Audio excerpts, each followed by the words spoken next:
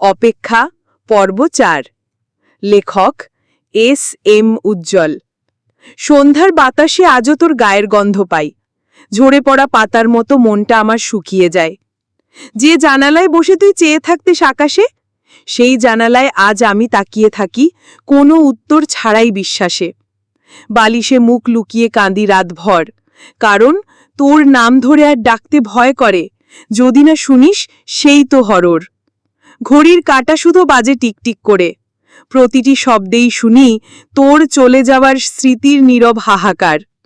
ফোনটা হাতে নেই প্রতিদিন, তুই হয়তো মেসেজ দিবি, এই আশায় কাটে প্রতীক্ষার ঘন বিন।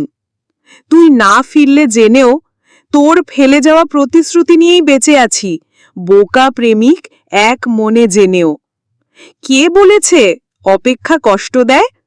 ও তো আমার ভালোবাসা, শুধু নিঃশব্দে চোখ ভিজিয়ে যায়। তুই আসিস বা না আসিস, এই হৃদয় আজীবন তোর অপেক্ষাতেই থাকুক, এটাই আমার শেষ নিঃশ্বাস, শেষ বিশ্বাস।